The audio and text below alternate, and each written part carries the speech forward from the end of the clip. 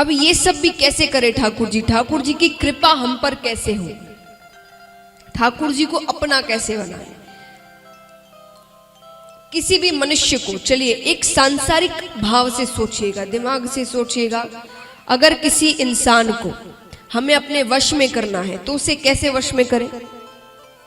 देखिए, इसलिए मैंने कहा सांसारिक भावना से सोचिए।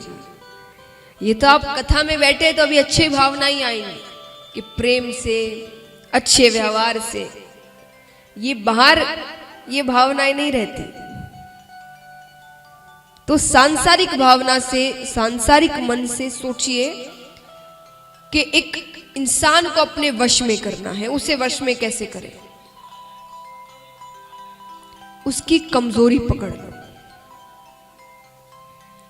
उसकी कोई कमजोरी पकड़ लो, अपने आप वो इंसान वश में आ जाएगा। अब भगवान को वश में कैसे करें?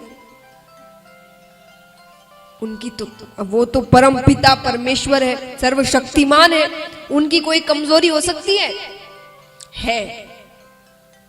वो भक्त को रोते हुए नहीं देख सकते। और असल में रोना, वो ग्लिसरीन लगा के रोना नहीं, उन्हें सब समझ में आता है। असल में रोना, ठाकुर जी खुद कहते हैं कि एक बार भक्त मेरे सामने रोकर मुझे पुकार ले और मुझे कह दे कि मैंने आज तक जो किया सो किया, पर अब मैं आपका हूं, मुझे अपनी शरण में ले लो। मैं उसी वक्त उसके करोड़ों करोड़ों पाप वहीं नष्ट कर देता हूं। वो एक बार मुझे सामने आकर पुकार ले, क्योंकि वो भक्त को रोते हुए नहीं देख सकते। ये भगवान की कमजोरी है। आप कई बार कथा कीर्तनों में जाते हैं तो जो महाराज जी होते हैं या गायक होते हैं वो आपसे ताली बजाने को बहुत कहते हैं। ताली क्यों बजानी चाहिए? ऐसे तो देखिए जो बाकी चीजें हैं कि भाई वो स्वास्थ्य के लिए अच्छा होता है, ये चीजें वो अलग है, लेकिन कीर्तन में ताली क्यों बजाना चाहिए? जब आप किसी सत्संग में आते हैं वो 3-4 घंटा आपको और कुछ याद नहीं आता, और चीजों में आप नहीं रहते, आप केवल भगवान की कथा सुनते हैं। वो कई बार जन कहते हैं कि भाई 3 घंटा जब आपकी कथा सुनते हैं या किसी की भी कथा सुनते हैं वो तब बड़ा अच्छा लगता है।